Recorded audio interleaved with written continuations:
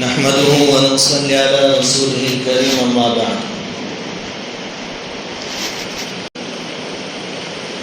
وعن ابي ايوب الانصاري رضي الله تعالى عنه قال جاء رجل الى النبي صلى الله عليه وسلم فقال اذني واوجز فقال اذا كنت في صلاتك فصل صلاة مودع ولا تكلم بكلام تعذر منه غدا وأجمع الياس مما في أيدي الناس أو كما قال عليه الصلاة والسلام رواہ مشکات۔ بزرگوں اور پیارے بھائیوں، اللہ رب العزت کا بڑا کرم بڑا احسان ہے کہ اللہ تعالیٰ نے ہم سب کو ایمان کی دولت سے نوازا ہے۔ مرتے دم تک اللہ تعالیٰ ہمارے ایمان کے عقائد کے اعمال کی حفاظت فرمائے، ایمان والی بہترین زندگی اور ایمان والی قابل رشک موت نصیب فرمائے۔ مشکات شریف کی ایک روایت میں نے آپ کے سامنے پڑھی ہے۔ حضرت ابو ایوب انصاری رضی اللہ تعالیٰ عنہ اس روایت کے راوی ہیں۔ وہ فرماتے ہیں کہ ایک شخص نبی کریم صلی اللہ علیہ وسلم کی خدمت میں حاضر ہوئے اور آ کر حضور صلی اللہ علیہ وسلم سے عرض کیا اذنی و اوجز، حضور کچھ نصیحت فرمائیے۔ و اوجز اور مختصر، لمبی چوڑی نہیں، نصیحت فرمائیے اور مختصر نصیحت فرمائیے۔ ویسے حضور صلی اللہ علیہ وسلم کا رعب اور دبدبہ بہت تھا۔ ہر کوئی آدمی جب چاہے جس طرح چاہے بات نہیں کر سکتا تھا، لیکن حضور صلی اللہ علیہ وسلم کی اپنے پیارے صحابہ کرام کے ساتھ بے تکلفی بھی ایسی ہی تھی۔ آپ اتنے نرم مزاج تھے کہ یہ صحابی آ کر کہہ رہے ہیں کہ نصیحت کیجئے، لیکن لمبی چوڑی نہیں، شارٹ کٹ۔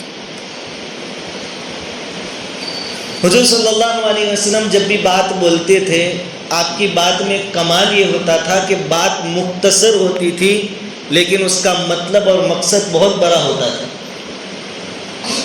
حضور صلی اللہ علیہ وسلم نے خود ہمیں بتایا اوتیت جوامع الکلم، مجھے اللہ تعالیٰ نے جوامع الکلم عطا فرمایا ہے۔ جوامع الکلم کس کو کہتے ہیں؟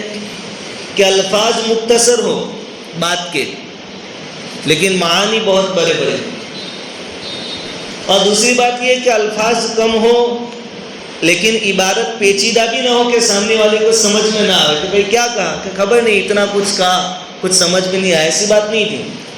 بات مختصر ہوتی تھی، جامع ہوتی تھی، کامل اور مکمل ہوتی تھی، اور سامنے والے کی سمجھ میں بھی آتی تھی۔ آگے میں نے ایک مثال آپ کو دی تھی کہ حضور صلی اللہ علیہ وسلم نے ارشاد فرمایا لِكُلِّ دَاءٍ دَوَاءٌ، ہر بیماری کے لیے دوا موجود ہے۔ ابھی بالکل چھوٹی سی بات، ہر بیماری کی دوا ہے، لیکن اس کا مطلب کتنا وسیع ہے۔ اس میں بیمار کے لیے بھی تسلی ہے اور طبیب کے لیے بھی تسلی ہے۔ طبیب کی حوصلہ افزائی ہے، بیمار کے لیے تسلی کیا ہے کہ اگر ایک دوا کارگر ثابت نہیں ہوئی، فائدہ نہیں ہوا تو مایوس مت ہونا، کوئی اور دوا استعمال کرو، اس سے فائدہ نہیں ہوتا تیسری استعمال کرو، مایوس مت ہونا۔ ہر بیماری کی دوا ہے، اللہ تعالیٰ نے ہر بیماری کی دوا بنائی، پیدا فرمائی۔ تو مریض کو، بیمار کو تسلی کہ مایوس مت ہونا، کوئی نہ کوئی دوا تو کام کر جائے گی۔ اور ادھر طبیب اور ڈاکٹر لوگوں کے لیے حوصلہ افزائی کہ ایک دوا مریض پر اثر نہیں کر رہی تو تم بھی مایوس ہو کے بیٹھے مت رہنا، دوسری تلاش کرنا، کوئی نہ کوئی دوا یہاں کام کرے گی۔ چنانچہ ہم دیکھتے ہیں کہ عجیب و غریب بیماریاں آئیں جو پہلے نہیں تھی، لیکن اس کی دوائیں بھی اللہ رب العزت نے بتا دی اور کارگر ثابت ہو رہی ہے، اثر کر رہی ہے۔ تو حضور صلی اللہ علیہ وسلم کا ایک معجزہ تھا کہ آپ کی بات مختصر ہوتی تھی لیکن جامع ہوتی تھی، اور سامنے والوں کی سمجھ میں بھی مکمل طور پر آ جاتی تھی۔ صحابی رضی اللہ تعالیٰ عنہ نے آ کر عرض کیا کہ نصیحت کیجیے، مختصر۔ حضور صلی اللہ علیہ وسلم نے 3 جملے کہے، 3 سینٹنس، 3 واقعے بیان کیے، 3 کے اندر ایک پورا دائرہ حضور صلی اللہ علیہ وسلم نے شریعت کا کور کر لیا. اس میں اعمال کی اصلاح کا بھی سامان ہے. 3 نصیحتیں جو حضور نے فرمائی اس میں اعمال کی اصلاح بھی ہے, اقوال یعنی ہم جو بولتے ہیں اس کی اصلاح بھی موجود ہے, اور اخلاق کی اصلاح بھی موجود ہے. سب آ گیا 3 باتوں کے اندر. سب سے پہلے حضور صلی اللہ علیہ وسلم نے کیا نصیحت فرمائی؟ اذا كنت في صلاتك فصلي صلاة مودعين. جب آپ نماز کے لیے کھڑے ہو تو اس طرح نماز پڑھو گویا یہ آپ کی آخری نماز ہے. چھوڑنے والی نماز, یہ آخری نماز. اور ظاہری بات ہے کہ کسی بندے کے ذہن میں یہ بات آ گئی کہ یہ میری زندگی کی آخری نماز ہے, اس کے بعد مجھے اللہ رب العزت کے دربار میں حاضر کیا جائے گا, تو آخری نماز کتنی بہترین پڑے گا, کتنے خضوع اور دھیان کے ساتھ پڑھے. حضور فرماتے ہیں کہ ہر نماز اس طریقے سے ادا کرو کہ گویا یہ میری آخری نماز. صحابہ کرام رضوان اللہ تعالی علیہم اجمعین, تابعین, تبع تابعین, بزرگان دین اور آج کے دور کے بھی بہت سارے اللہ والے ایسی نمازیں پڑھتے ہیں. یہ کوئی ناممکن چیز نہیں ہے, مشکل ہو سکتی ہے لیکن ناممکن نہیں. چنانچہ ایک تابعی ہے ابو حازم رضی اللہ تعالیٰ عنہ, ان کے بارے میں آتا ہے کہ مدینہ میں رہتے تھے, صحابہ کرام کا دور انہوں نے دیکھا ہے, خود بڑے درجے کے تابعی ہیں. سلیمان بن عبد الملک یہ اموی خلیفہ ہے, یہ مدینہ آئے. ابو حازم رحمۃ اللہ علیہ سے آپ کی ملاقات ہوئی. خیر یہ بادشاہ ہیں سلیمان بن عبد الملک, ابو حازم کی خدمت میں حاضر ہوئے اور پہلے یہ پوچھا, سوال کیا کہ کیا بات ہے کہ ہم لوگوں کو موت سے ڈر لگتا ہے, اس کی وجہ کیا ہے؟ ابو حازم رحمۃ اللہ علیہ جو کہ تابعی تھے انہوں نے جواب دیا کہ اس کی وجہ یہ ہے کہ تم لوگوں نے دنیا کو آباد کر رکھا ہے اور آخرت کو ویران کر رکھا ہے, اور انسان آبادی سے ویرانگی کی طرف جانے سے ڈرتا اور گھبراتا ہے. اگر تم نے آخرت کو آباد کیا ہوتا تو موت سے ڈر نہ لگتا. ہم بھی اپنا حال اس کے ساتھ کمپیئر کرتے چلے جائیں کہ ہمیں بھی موت سے ڈر بہت لگتا ہے, یہ فطری چیز ہے, لیکن موت سے ڈر کی وجہ کیا ہے؟ ہم جانتے ہیں کہ ہمارے اعمال بڑے خراب ہیں. کہ بادشاہ سے کہہ رہے ہیں کہ تم لوگوں نے اپنی دنیا آباد کر رکھی ہے اور آخرت ویران کر رکھی ہے, اگر آخرت کو آباد کیا ہوتا تو موت سے ڈر نہ لگتا. سلیمان بن عبد الملک کہتے ہیں کہ آپ نے بالکل سچ فرمایا, یہی حال ہمارا ہے کہ ہم نے دنیا آباد کر رکھی ہے, آخرت کو بھلا رکھا ہے. دوسرا سوال بادشاہ نے یہ کیا کہ اللہ کے دربار میں ہماری حاضری کس پوزیشن میں ہوگی؟ جب ہم حاضر کیے جائیں گے اللہ کے دربار میں تو ہماری کیا حالت ہوگی؟ تابعی جو تھے انہوں نے جواب دیا کہ اگر آپ نیک ہیں تو آپ کی حاضری اس طرح ہوگی جیسے کہ کوئی آدمی اپنے رشتہ داروں سے ایک لمبی مدت تک غائب رہا اور واپس آیا. بہت مدت کے بعد, لمبے زمانے کے بعد آدمی جب اپنے گھر والوں کے پاس واپس آتا ہے تو گھر والے بھی اس کے انتظار میں ہوتے ہیں اور آدمی بھی انتظار میں ہوتا ہے اور سب مل کر بہت خوش ہوتے ہیں. اگر آپ کی زندگی نیکیوں کے ساتھ گزری ہے تو آپ مرتے وقت اللہ کی ملاقات سے خوش ہوں گے اور اللہ آپ سے ملاقات سے خوش ہوگا. اور اگر آپ کی زندگی نیکیوں کے ساتھ نہیں گزری ہے, گناہوں کے ساتھ گزری ہے, تو پھر آپ کی پیشی اس طرح ہوگی جس طرح ایک غلام اپنے مالک اور آقا سے بھاگ گیا ہو اور کوئی اس کا گریبان پکڑ کر لا کر رکھ دے بادشاہ کے سامنے, غلام آقا کے سامنے. اس وقت اس کی کتنی ذلتی اور رسوائی ہوتی ہے اور غلام کو کتنا ڈر ہوتا ہے, کیسی گھبراہٹ محسوس ہوتی ہے. اگر آپ کی زندگی گناہوں کے ساتھ گزرے گی تو آپ کی پیشی بھی اسی حال میں ہوگی. ہمارے لیے بھی سبق ہے اس میں. آگے پوچھا بادشاہ نے, سلیمان بن عبد الملک نے, کہ اللہ رب العزت کے نزدیک ہمیں کیا ملے گا؟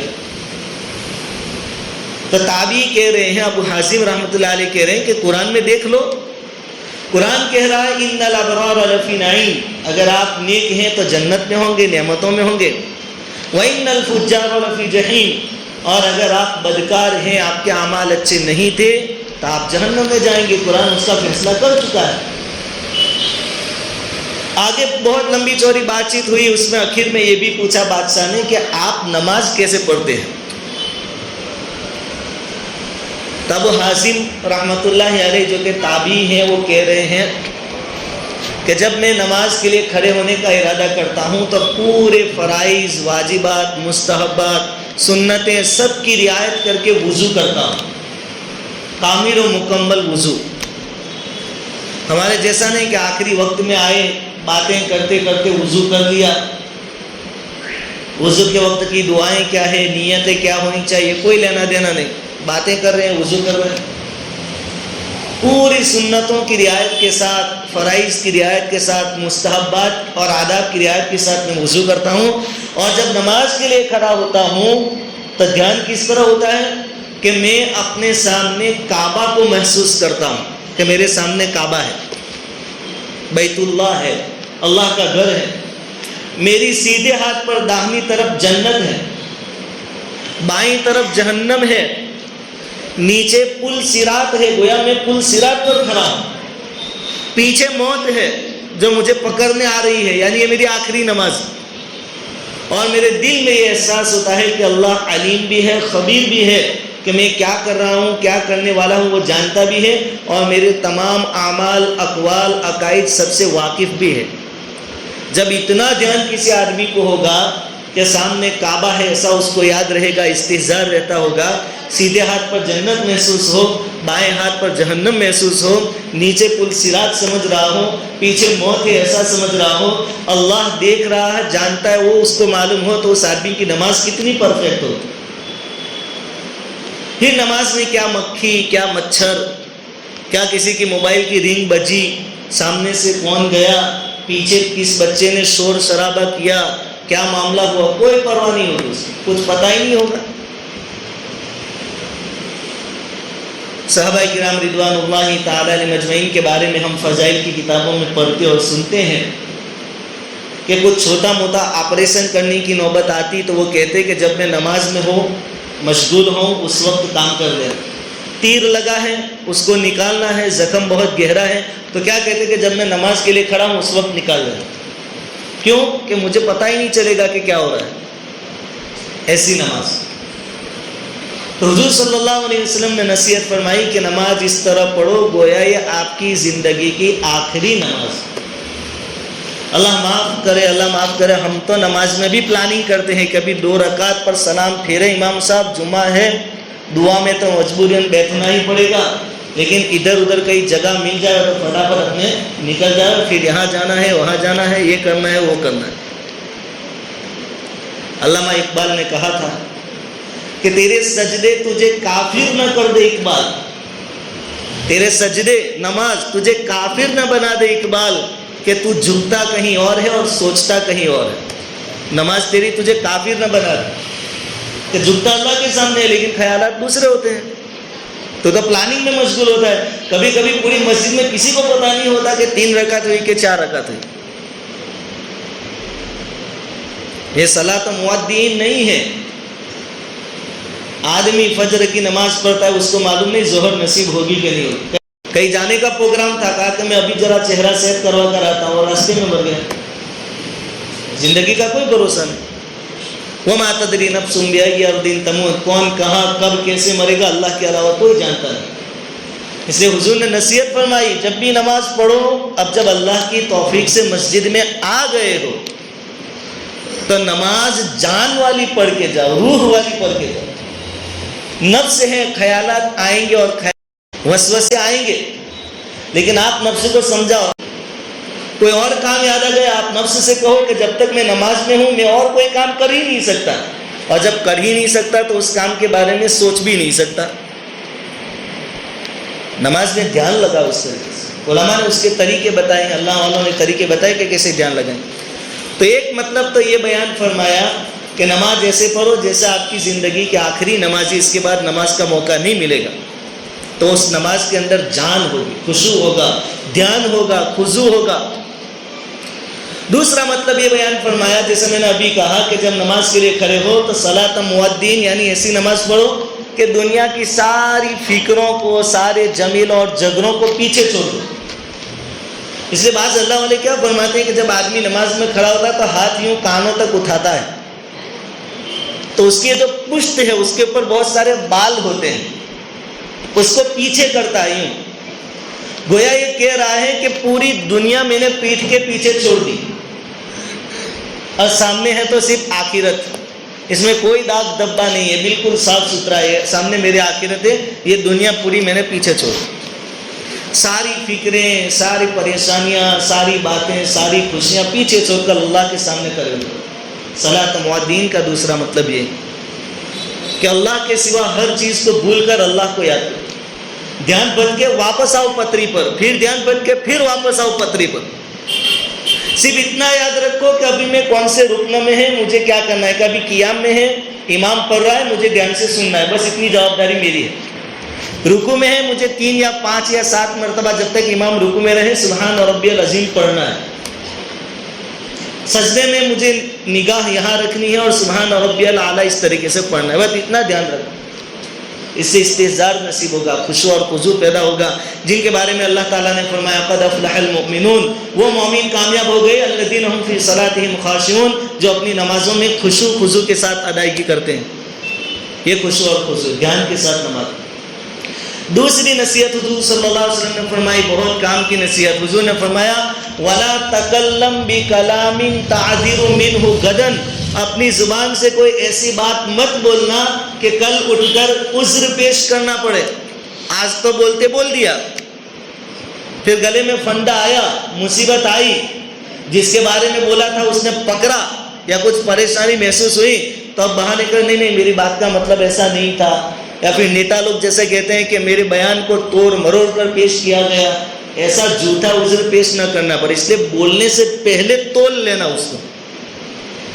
وَلَا تَكَلَّمْ بِكَلَامٍ، کوئی بات ایسی زبان سے مت کہنا کہ کل اٹھ کے اس کے بارے میں عذر بیان کرنا پڑے یا معافی مانگنی پڑے، شرمندہ ہونا پڑے، بات جب تک آپ نے نہیں کہی ہے وہاں تک آپ بات کے مالک ہیں، لیکن زبان سے نکل گئی پھر وہ آپ کے قابو اور کنٹرول سے چلی گئی، جب تک آپ بولیں گے نہیں پریشانی نہیں آئے گی، لیکن جب آپ نے نہ بولنے کی بات بول لی تو پریشانی آئے گی، جیسے چھوٹا ہوا تیر اور بندوق سے نکلنے والی گولی واپس نہیں آتی، ویسے زبان سے نکلی ہوئی بات واپس نہیں آتی، اسی لیے کہا جاتا ہے کہ جسم کے زخم تو بھر جاتے ہیں لیکن زبان کے زخم بڑھتے، کسی کی غیبت کر دی، کسی کے بارے میں کچھ بول دیا، بولنے سے پہلے تولو اس کو۔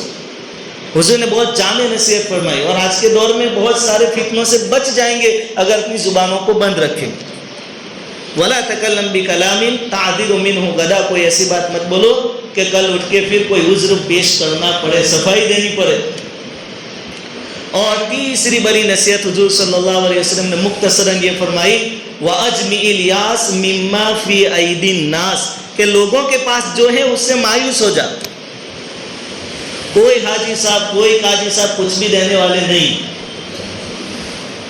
اللہ تعالیٰ نے ان کو دیا ہے، وہ اللہ کی مرضی تھی اس کو دیا، یہ ان کا معاملہ ہے، کسی کے پاس کیا ہے اس کی طرف اپنی نگاہ مت رکھو، ہمیں جو اللہ رب العزت نے دیا ہے اس پر اللہ کا شکر ادا کرو، اور اللہ کی جتنی نعمتیں ہیں وہ امانتیں بھی ہیں، جتنی نعمتیں ہیں وہ ساری کی ساری امانتیں بھی ہیں، اللہ تعالیٰ نے دنیا میں نعمتیں ہمیں اس لیے دی ہے تاکہ ہم حقوق ادا کریں، تندرستی دی ہے تو سب سے پہلے اللہ کا حق ہے تو اس کے احکام پورے کریں، مال دیا ہے تو اپنے ماتحتوں کے حقوق ادا کرنے کے واسطے دیا ہے، یہ امانتیں ہیں، اس کے بارے میں پوچھا جائے گا، اپنی دنیا میں مست رہے، اپنے پاس جو موبائل ہے جو گاڑی ہے جو کچا پکا کھاتے ہیں اس پر اللہ کا شکر ادا کریں، لوگ کوئی کچھ دے گا کوئی کر دے گا ان امیدوں سے مایوس ہو جائیں، وَأَجْمِعِ الْيَاسِ مِمَّا فِي أَيْدِي النَّاسِ، لوگوں کے پاس جو ہے اس سے مایوس ہو جاؤ، بس آپ کا تعلق اللہ سے ہو، محنت سے جتنا ملے اتنا کھا لو۔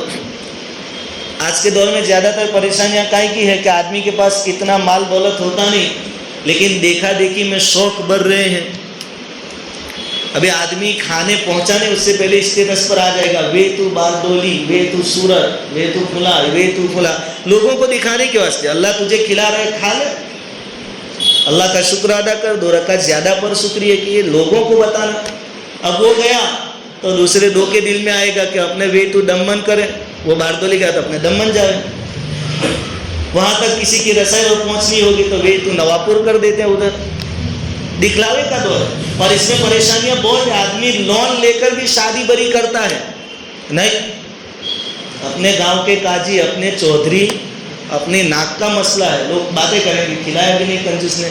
ये सारी झंझटें, ये सब मानव सर्जित आफतें हैं, खुद पैदा की हुई मुसीबतें हैं। अपनी जिंदगी को हल्का फुल्का रखें। और सबसे अच्छी चीज़ पे कोई ताना दे तो कहो कि हम तो शरीयत को फॉलो करते हैं, हुजूर ने सीधे साधे निकाह का कहा है तो हमने निकाह कर दिया मस्जिद में और वलीमे में जितनी ताकत थी खिला दिया, खेल खत्म कर दिया। सुन्नत का सवाब भी और परेशानियों से फ्री हो जाएंगे। एक दिन के दिखलावे के लिए आप 3-4 साल तक लोन बढ़ते रहेंगे, कितनी परेशानियाँ। अपनी ज़िंदगियों को आसान बनाएं। पूरी बात का खुलासा, हुजूर सल्लल्लाहु अलैहि वसल्लम की खिदमत में एक सहाबी आए और कहा कि हुजूर कुछ नसीहत कीजिए और मुख्तसर कीजिए, लंबा चौड़ा बयान नहीं, मुख्तसर। हुजूर ने 3 बातों की नसीहत फरमाई। जब भी नमाज के लिए खड़े हो तो तुम्हारे दिल में एहसास होना चाहिए, इस तरह नमाज पढ़ो कि मेरी ज़िंदगी की आखिरी नमाज, तो नमाज में ध्यान नसीब होगा। दूसरी नसीहत कि जब भी बोलो, बोलने से पहले तोलो, कुछ ऐसा ना बोलो कि कल उठ के माफ़ी मांगनी पड़े या सफाई देनी पड़े, उज़्र पेश करना पड़े। और तीसरी चीज़ कि अल्लाह ताला ने लोगों को जो दिया है उससे बेफिक्र हो जाओ, तुम्हें जो दिया है उसमें ज़िंदगी एंजॉय करिए, अल्लाह का शुक्र अदा कीजिए। अल्लाह ताला कही सुनी बातों पर कहने सुनने से ज़्यादा अमल की तौफीक अता फरमाए।